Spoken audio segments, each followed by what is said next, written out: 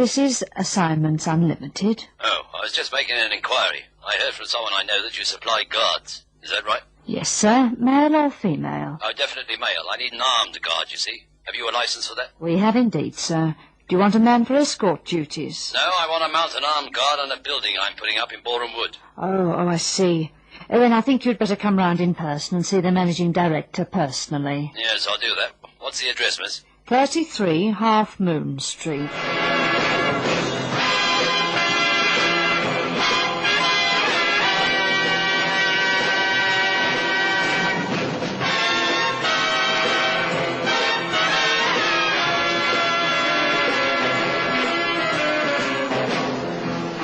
The house that Seamus built.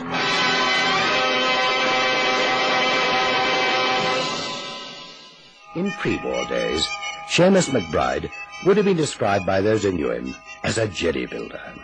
That prefix being derived from the legendary prophet of gloom, Jeremiah, an unworthy designation and a man for potential house owners to be wary of. But in these days of an acute housing shortage, Seamus McBride would refer to himself as a spec builder, a convenient euphemism in a seller's market. He came to see me at my office in the West End, a large, florid man with the build of a bricklayer and the wiles of a con man. I automatically offered him 4 fingers of scotch from the wall cupboard. McBride was that sort of man. Well, Mr. Mason, here's to us. Good health. I asked the girl on the switchboard if you were licensed to supply armed guards. She said you were. Yes, but I would point out that license is normally granted for the escort of, well, valuable property when moved from place to place. Transit of precious stones, payrolls, and so on. I understand that you want a man to guard your property. To be more exact, to guard the site of a prospective property. It's a stand I have in Boreham Wood, a few miles north of the Elstree Film Studios. I'm building a residence there. At least I'm trying to build a residence, but every night I have trouble. The mortar sand has had oil poured into it. The roofing timber's been set alight where it's stacked against the fence. My cement shed was broken into, a water poured over the bag so that it's set hard and is now useless. Have you informed the police? Yes, I have, but it doesn't help. They keep an eye open, but they can't be there all the time. So all you need is a watchman. Why an armed watchman? They're not so easily come by. You see, I've had 2 already, and both were taken to hospital with serious stomach pains. They did a test on the second one, and the results showed that his tea had been poisoned. After that, you can't get a watchman for love nor money. Except at Assignments Unlimited. Well, that's what I'm hoping. Oh, I'll put a man on for you, of course, but I don't think he need be armed.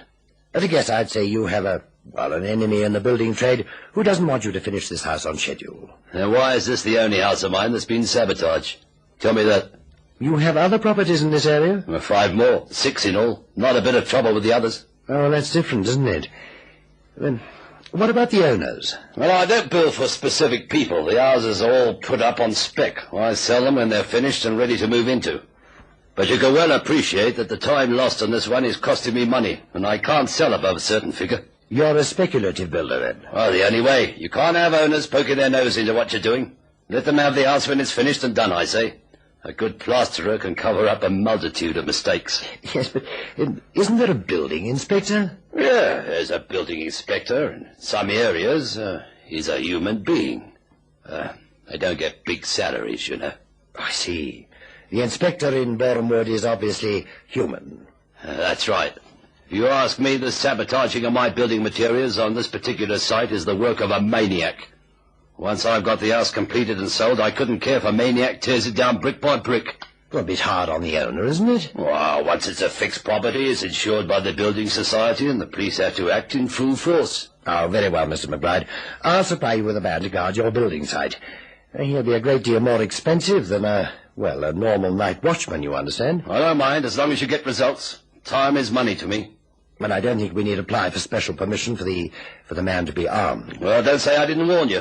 If he gets badly injured or worse, don't come crying to me.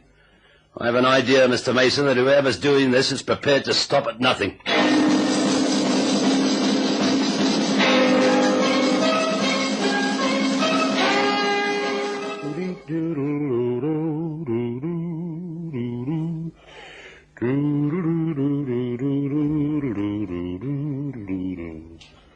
Hello there. I say, Yes, ma'am, what is it?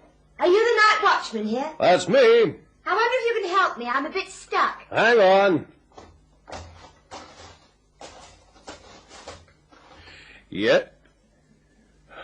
Oh, yes. The fact is, I've got myself completely lost. And you want me to help you find yourself again? If you can. Oh, I can. What I mean is, I can't find my way in this new suburb. Oh. Are you sure you're the night watchman? Baby, I don't sit up all night in a pile of pit sand making coffee because I'm a hermit. In fact, I'm a most gregarious person normally. I love company, especially feminine company. You don't even sound like a night watchman. And you don't look the sort of gal who gets lost easy. Night watchman, huh? Strictly freelance. Well, I'll make a mental note of that. Right now, I'll be grateful if you can unravel this map for me. A friend drew it last night, but I can't make head or tail of it. See, I'm trying to find number 30 Green Oaks Avenue. What's the matter with your friend? Why doesn't he pick you up and drive you here? She hasn't got a car, and neither has her husband. Well, anytime you're coming here early, look me up. I'll drive you out anytime. Thank you. I better make a mental note of it. I have. The map. Oh, yeah. Well, I don't know this place too good either, but from the map you go 2 blocks up this road, turn left into Green Oaks Avenue, and number 30 should be on the right-hand side. Oh, thank you. Good night. And know where you're going? Oh, yes. I know where I'm going.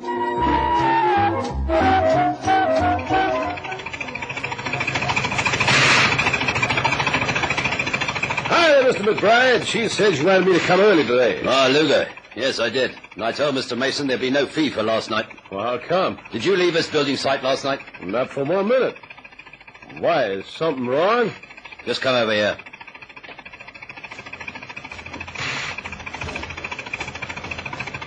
Now, take a look at that. What am I supposed to look for? This is a stack of asbestos roof sheeting, piled on its side in case of rain. Sensible precaution. The Weather Bureau predicts a violent storm any time now. But I might just as well not taken the precaution. Look at the bottom of those sheets. Looks like they've been chewed through by something. Yeah, they have. By sewer rats. Take a look behind the stack and tell me what you see. 2 dead sewer rats. I don't get it. Next to the asbestos stack, I found this wire cage, and on the other side, next to the dead rats, is a squeezed-out tube of virulent rat poison. I know the brand. You can buy it anywhere. The poison in the tube is such an attraction for the rats that they've been known to chew through the metal tube in order to get at it. Now, listen carefully. Last night, somebody came onto the site and squeezed out that tube behind the asbestos. They then put this wire cage containing the 2 sewer rats flush up against the asbestos on the side. The doors of the cage slides up to open, and when this cage was opened, the only way the rats could get at the poison was to chew their way through my ceiling boards, which are now ruined. Is that perfectly clear? Yeah, but who would do a thing like that? I'm more interested in knowing how they did it. Somebody came on the site last night, and if you weren't asleep, you must have seen them. Nobody came on the site, and I didn't go to sleep. Unless... Well, unless what? Mr. McBride, it probably doesn't mean anything, but I was called away down to the street fence for a few minutes last night. You were? Who by? Well, by a lady. But I had my eyes on her the whole time. I'll swear she couldn't have done it. But an accomplice could have done it while you were talking. Is that it? Yeah. Oh, well, I guess so. Yeah, but she's easy to trace, this dame. She had a penciled map. She was looking for an address on Green Oaks Avenue. Do you remember the address? Oh, sure I do. Then this may be our first tangible lead to the persons who are trying to stop me building this house. What was the number of Green Oaks Avenue? Number 30. Did you say 30? 30? Yeah. Why are you looking at me like that? Number 30, Green Oaks Avenue, is a vacant lot.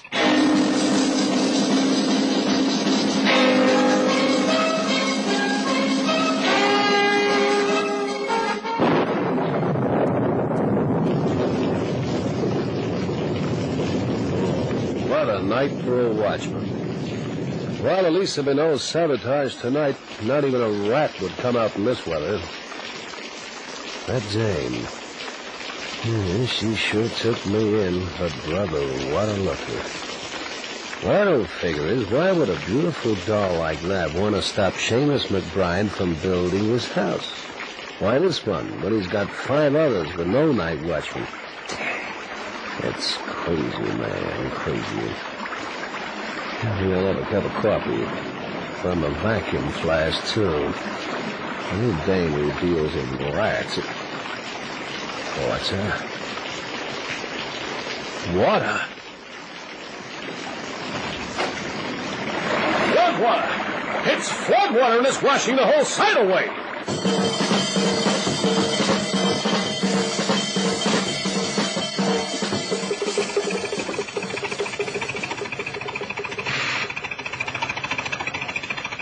Luger set me right back where I started. Well, I see you're still working on it. At least I can get the foundations dug. There's nothing they can do to them short of filling them in with a pick and shovel. And I don't see anyone using a pick and shovel on a building site without being seen, do you? But, Mr. McBride, you can't blame anyone for the floodwaters. Is that what you think? Is that what you think, eh? Well, then I've got some news for you, Luger. Yes, news. Have you any idea how floodwaters could flow over the site? Well, have you? Well, bad drainage, I guess. Oh, clever boy. Now, the whole township's surveyed and the roads and drains are built before the houses. Stormwater drains are inspected by the building inspector, and it's more than his job's worth if they don't work satisfactorily. He's a good man at his job. But the stormwater drain above the site didn't work last night, did it? You mean someone fixed the drain? Yes, someone fixed the drain. They blocked it up with the very asbestos stuff that I threw away. They deliberately diverted the floodwaters over the site and wiped out everything I've done. Luger's face, as he sat opposite me in the office, was a mixture of bewilderment, puzzlement, anger, and shame. The latter expression was because this was the first time he'd been fired from a job. I tried to commiserate with him, but to no avail. It was a bitter pill for Luger. He was unaccustomed to losing to a woman, especially a beautiful woman. If ever I get my hands on that broad, so help me, I'll wring her neck. You can't win 'em all, Luger. That floodwater drain was out of my territory. I don't blame myself for that, even if it was the last straw for McBride. It's those rats. Imagining Dame handling those things. Well, according to what you've told me, it was her accomplice who put the rats by the ceiling board. Yeah. The accomplice, it could be a man. If it was, then he's not the sort of man you'd expect a sleazy dame like that to associate with. I didn't tell you this. There was the imprint of a stiletto heel right by the side of those asbestos boards, right there in the dirt. 2 women. Looks like it, Chief. Sewer rats. And not just the plain, ordinary field or house kind, mark you, but sewer rats.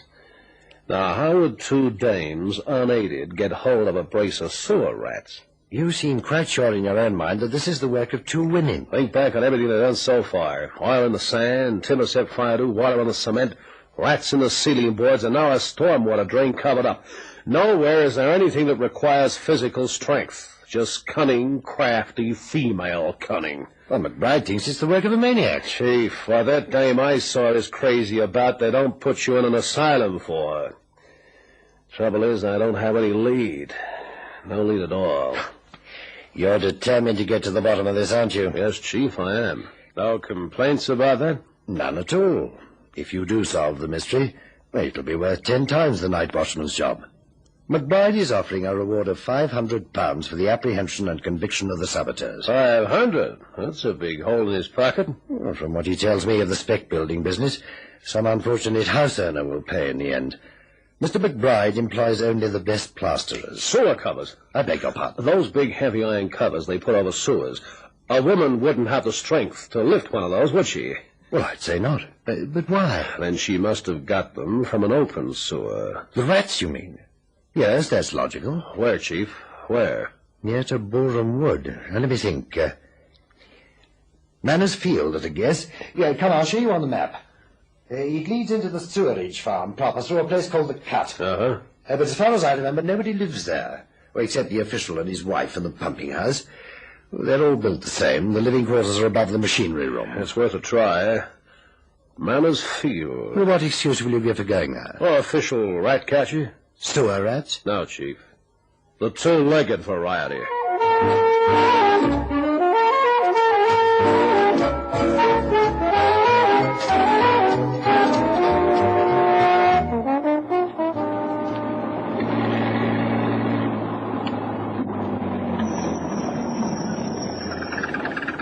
Want a lift? If you're going anywhere near Manners Field... You picked the right car. Hop in. Thanks.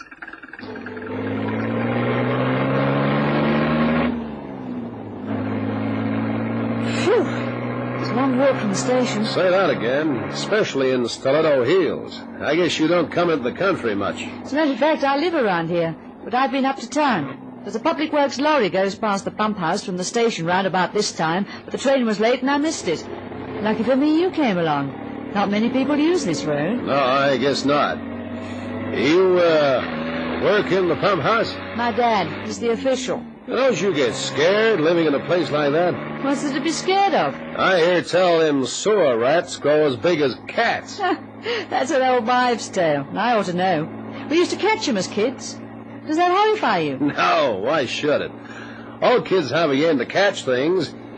Sometimes it carries on over into adult life. Does it? What are you catching at present? You want an honest answer? Of course. I was mentally mapping out a plan of campaign whereby I might catch myself a beautiful blonde with a blue ribbon in her hair and sheer perfection of form, right down to her stiletto heels. You don't waste much time, do you? Life is so short. Have you set yourself any particular deadline? How about tonight? I promised to help Dad tonight. Tomorrow night, then? All right. I'll tell Dad you're coming. Where do I pick you up? At the pump house. The house is over the machine room. 6 o'clock? Fine. I'll buy you a steak in town. Fine. Hey, does this vision in velvet have a name? Yes. Grace. Grace? Bolton. And you? Well, my name's Luger, just Luger. It's unusual having one name, but then lots of you Americans do, don't you? I mean, like Liberace and that. Luger. That's not common, is it? Well, my parents figured it was a surefire name. Grace? I've never been out with an American before. It's exciting. You know, Grace, that's how I feel. And it's going to be exciting.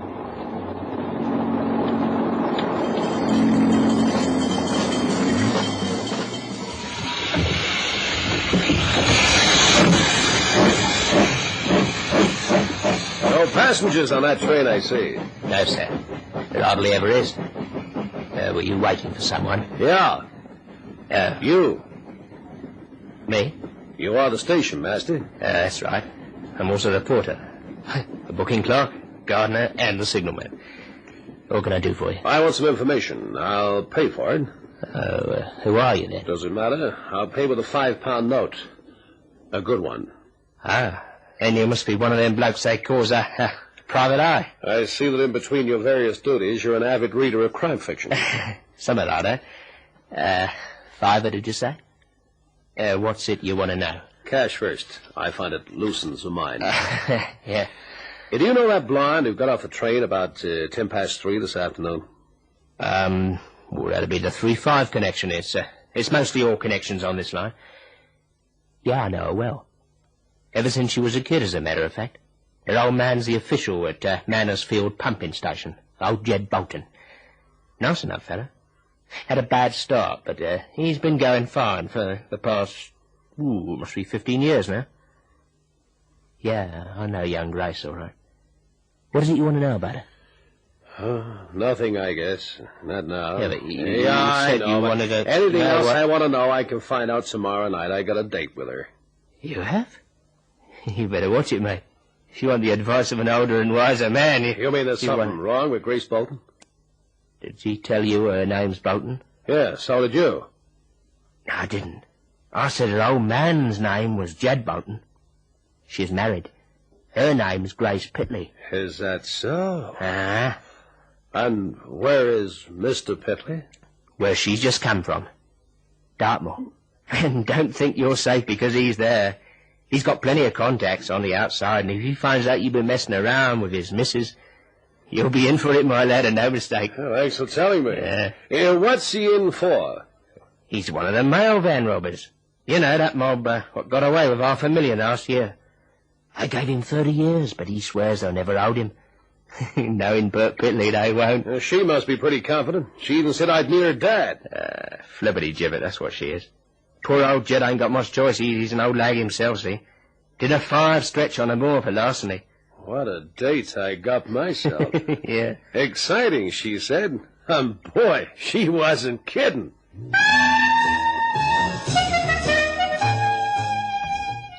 How can you mess around with another fellow when Bert's inside? What if he finds out, Grace? He'll kill both of you. Don't worry, Bert won't find out. This fellow's got class. He'll take me to places the mob have never seen the inside of. Real posh places. And he's so handsome, in a rugged sort of way. How do you know he won't take you to the corner house like anybody else? Because he's an American and Yanks are always loaded. I still think you're a fool. Well, how did you meet him, anyway? He was driving by when I got off the train. It was late. I'd missed the works lorry. Don't tell me you're jealous. Grace, describe him to me. Go on. Tell me exactly what he looks like. What for? Please, Grace. Well, he was sitting in the car, of course, but it's obvious he's tall. His face? Oh, dark hair, blue eyes, long lashes, tough chin and a scar on the left side of his face. What's up? That night watchman the night before last when we worked the rat trick. That's his description. He was a Yank, too. Are you sure? I can make sure. What's his name? Luger. Just Luger. What's Seamus McBride, the builder's number? It's there by the phone. The top one's business, the bottom one's his home. He'll be home right now, I hope. What you going to do? Be quiet.